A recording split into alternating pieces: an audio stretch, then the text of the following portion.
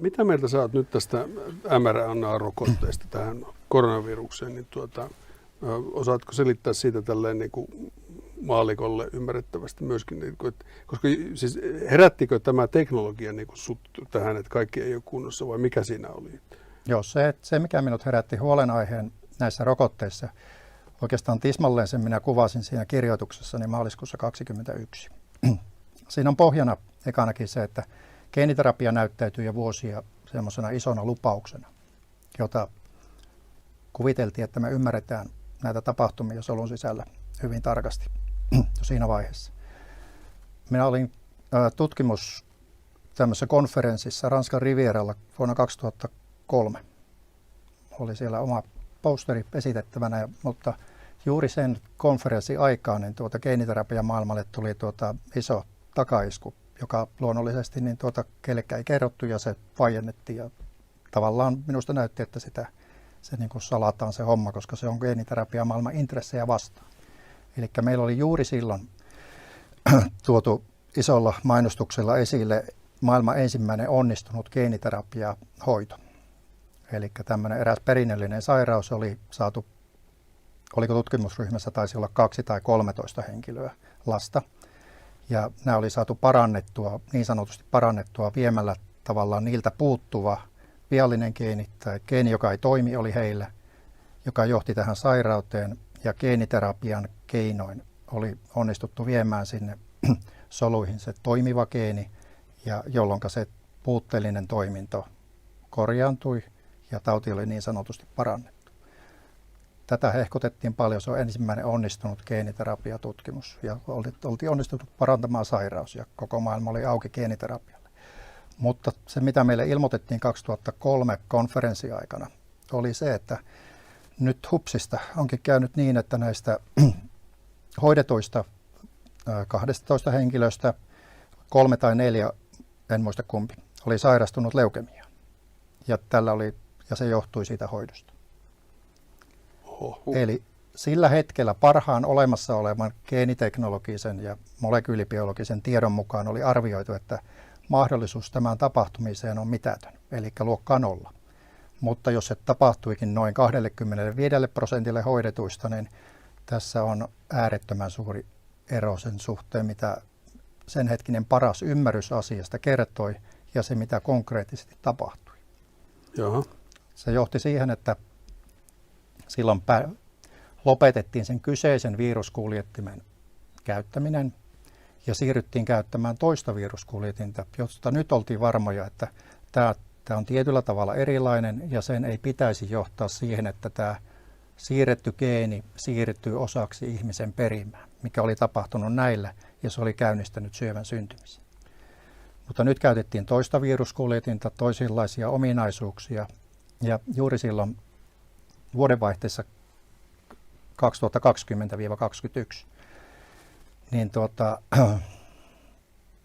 silloin luin tieteellisen artikkelin siitä, että nyt oltiin tehty tällä viime aikoina käytetyllä ja 18 vuotta nyt turvallisena pidetyllä viruskuljettimella koirilla tutkimusta ja todettu, että näillä oli vielä suurempi prosentti. Se oli noin joka 3 näistä koirista oli sairastunut syöpään.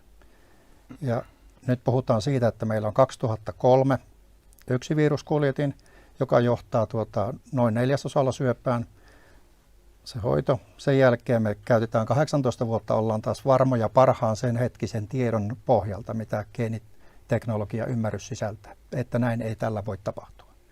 Ja nyt tehdään tutkimus, jossa käy ilmi, että hupsista joka 3 sairastuu syöpään. Ja se sai minut kirjoittamaan tämän oman varoitukseni siitä, että tämä on taas vähän eri kuljetin, mitä nyt käytetään näissä, mutta okei, me on käytetty viruskuljetinta, pitäisi olla mahdotonta, ei tapahtuu 25%. Sitten 18 vuotta myöhemmin todetaan toisella, nyt ollaan taas varmoja, että ei tapahtuu noin joka 3. Nyt me siirrytään käyttämään taas jotakin toista, ollaan varmoja, että näin ei tapahdu. Niin minun mielestäni tämä varmuusaste ei ole sitä luokkaa, että voitaisiin lähteä tilanteeseen, että me rokotetaan koko maailma tämän tyyppisellä hoidolla. Sen takia kirjoitin silloin maaliskuussa 2021 tämän kirjoituksen, jossa selitin tämän tarkalleen. Mutta tietenkin niin kuin ainakin sen hetken ja tämänkin hetken tilanne on vielä, niin löytyy näitä mystisiä asiantuntijoita, jotka sanoo, että näinhän se ei ole. No mitä on tapahtunut tällä välin? Jatkuvasti lisääntyvää syövän esiintyvyys maailmassa, raportteja joka puolelta, ja lisäksi tutkimustieto kertoo, että edelleenkin tätä siirtogeenin siirtymistä osaksi siirretyn geenin, tässä tapauksessa mRNAn, jonka pitäisi olla vaikeampi, mutta erään mutkan kautta sekin onnistuu. Ja tutkimustieto kertoo, että sitä on myös tapahtunut. Eli meillä on suuri uhkakuva siitä, että tämä jäävuoren huippu näiden rokotehaittavaikutusten osalta voi olla vasta nähty ja mitä on tulossa seuraavien vuosikymmenen aikana, koska syövän kehittyminen kestää nopeimmillaan muutamassa kuukaudessa saadaan jotain näkyviin. Se mahdollisesti näkyy jo nyt tilastoissa. Mutta mitä tapahtuu seuraavan 10 vuoden aikana? Toivottavasti ei mitään ja toivottavasti tämä hälytys on väärä, mutta uhkakuva meillä on. Joo, siis mä olen tätä asiaa yrittänyt selvittää, mutta on mun mielestä huolestuttavaa, että syöpärekisterin tiedot esimerkiksi loppuu vuoteen 2020. Viime vuodelta 2021 ei ole vielä julkaistu mitään tietoja käytännössä, ja sitten olen kuullut useamman sairaanhoitopiirin alueelta, että siellä on tietyt syöpälajit niin kuin räjähdysmäisessä kasvussa, siis huomattavasti lisääntyneet. Ja näitä ei ole julkaistu mitään näitä tietoja missään. Ja nyt tulee vain niin kuin tällaista niin kuin sisäpiiritietoa tulee tuolta sairaanhoitopiireistä ja lääkäreiltä, että näin tapahtuu. Ja viime talvena kuoli 5000 ihmistä enemmän kuin tilastokeskus oli odottanut, ja johonkinhan he kuolivat. Että syöpien lisääntyminen on varmaan yksi syy näistä, mutta silloin jos tämä vastustuskyky laskee näiden mRNA-injektioiden seurauksena, niin se voi ilmetä melkein millä tavalla tahansa se vastustuskyvyn lasku. Joo, tässähän minun näkökulmasta niin tässä on niin kuin näihin rokotteisiin liittynyt kaksi tavallaan eri aikavaiheen uhkaa. Eli ekanakin sehän me tiedetään ja se on todistettu ja se on niin kuin, kukaan ei sitä kyseenalaista, koska se on selvä fakta. Tätä alkuperäisen Wuhanista karanneen tai löytyneen viruksen niin sanottu piikkiproteiini, hän on voimakkaasti aiheuttaa verihiutaleiden eli trombosyyttien tarttumista toisiinsa, joka käynnistää verihyytymän muodostumisen. Ja omituinen ilmiö, eräs omituisimmista ilmiöistähän tässä koko koronarokoteasiassa on tällä hetkellä se, että se kyseinen alkuperäisen Wuhanin viruksen piikkiproteiini on tällä hetkellä muuttunut jo niin monta kertaa, että siinä on ainakin yli 30 muutosta tapahtunut. Todennäköisesti sen kyky aiheuttaa ongelmia. Tämän tyyppisiä ongelmia on heikentynyt, ellei pitkälti kadonnut. Mutta mitä nämä rokotteet sisältää, niillähän viedään ihmiselimistöön tämä alkuperäisen Wuhanin viruksen piikkiproteiinin rakennuskoodi. Eli me laitetaan tätä alkuperäisessä maksimivaarallisuudessaan olevaa piikkiproteiinia tuottamaan meidän kehoon.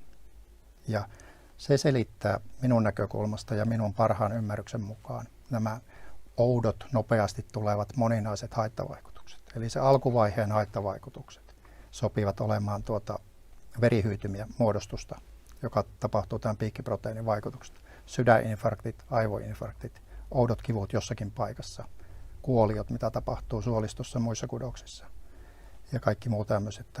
Ne on minun käsittääkseni verisuonitukoksia. Ja kaikki järkevä informaatio ja tieto, mitä on olemassa, niin viittaa loogisesti siihen suuntaan. Lisäksi meillä on sitten nämä pitemmän ajanjakson haittavaikutukset. Eli erittäin ansioituneet immunologit ovat varoitelleet tämän rokotteen vaikutuksista immunologiseen järjestelmään, puolustuskykyyn, joka voi johtaa siihen, että me sairastutaan herkemmin infektiosairauksiin. Se voi johtaa siihen, että edelleenkin sen lisäksi, mitä aiemmin kuvasin, niin siihen, että syöpä lisääntyy, koska immuunijärjestelmä myös puolustaa syövän kehittymistä vastaan. Eli meillä on tämä ja sitten meillä on nämä geneettiset muutokset, jotka voi tuottaa muun muassa syöpää. Eli tässä on niin monta eri astetta, monta eri reittiä. Nämä nopeat vaikutukset luultavasti selittyvät tällä verihyytymämuodostuksella. Kyllä. Vaihtoehto valtapuolueille. Vapauden liitto.